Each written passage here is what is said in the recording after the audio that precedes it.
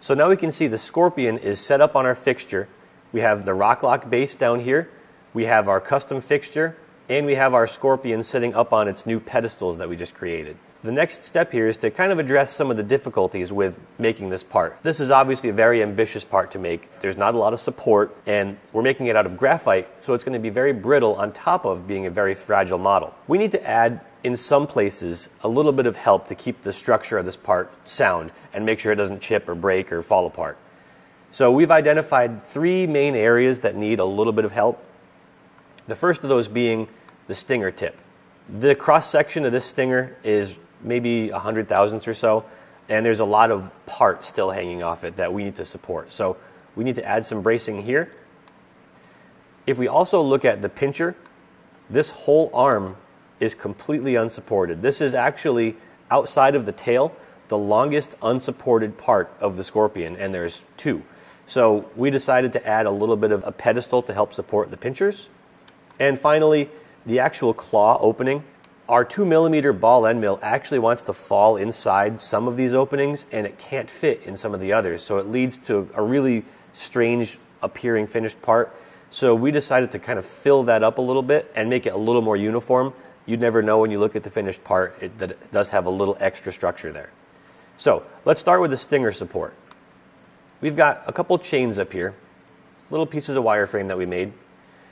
What I want to do is snap to my front view and run transform project, this guy and this guy. I want to project them onto this mesh. And let's say move. So now what we can do is take these 3 wireframe cross sections and generate a pretty nice support surface. There are a couple ways to do this. I can run a surface loft and go surface 1, 2, 3. And we get something pretty nice. If I click on the surface once more, I can reverse the surface normal. The only reason I don't like this one is it doesn't really flow very well with the geometry of the tail. It doesn't look very natural. So what I ended up doing was actually snapping again to my front view, and in 2D mode setting my Z depth to the midpoint of that chain and creating a spline.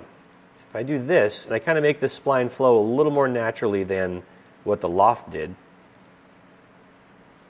I can run a surface sweep, and I can sweep these 3 cross sections together along this chain. And now this, you can see, has a much more natural flow from the stinger itself. It does poke through. That's fine. I can run a surface offset here. And let's offset this maybe 10 thousandths, and let's flip it the other way.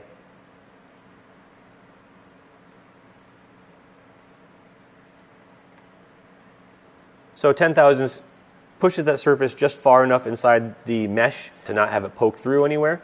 But at the same time, if I turn this to the same color as the Scorpion, it looks pretty natural, and I don't think it would stand out. And that ended up being enough support to make the stinger tip. Next, we have the under claw supports. So what we did there was create a couple pieces of wireframe, and if we simply loft these together, so from 1 to 2, we get a really just square and blocky support. If I turn off translucent mode, you can see it doesn't really flow very well. It actually gets really close to the foot over here, and we want to have some room to get a tool in there. So let's not go with that. If I open up the right claw support plane and go translucent here, we can see the 2 ellipses we have as far as cross sections. I want to make a new ellipse in the middle of these 2 that necks down that surface. If I set my 2D Z depth to the bottom ellipse, that depth is minus 0.7. If I set it to the top, it's 0. So let's set the Z depth to minus 0.35. And we'll make an ellipse that's somewhat in the middle of these 2. Under the rectangle dropdown is ellipse. Aim roughly for the middle. We'll neck it down somewhat small. You can give it some rotation. And in here we can see a nice ellipse in the middle. And from here we can run surface loft. Now you may have noticed before, let's redo this again. Look at the start point of the first ellipse and the start point of the second. They don't line up. Traditionally in Mastercam that would be a problem. Let's say okay. And here's the problem, right? This surface twisted on itself. So there are new tools in Mastercam that help us get around that called dynamic syncing. If we turn that on, it actually does a really good job of cleaning up that really aggressive twist, but there is still a bit of a fold in the surface.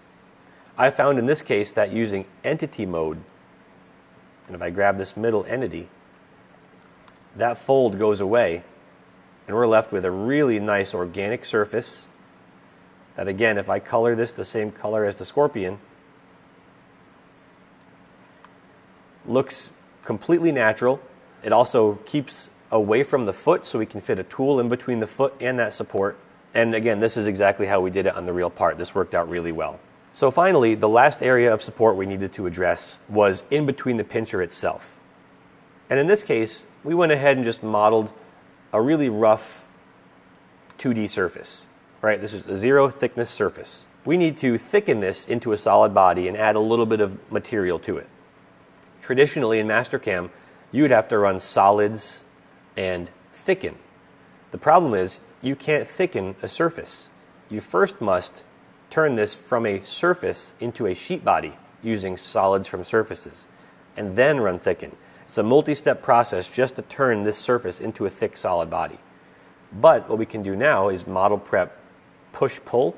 I can take this surface and run push-pull on it, let's say 5 thousandths thick. And now I am given a solid body where there once was a surface. So here, let's grab this surface and let's just hide it for now. So we're left with nothing but that solid body. And I'll run model prep move and use that to kind of give some extra material to this surface that we just created.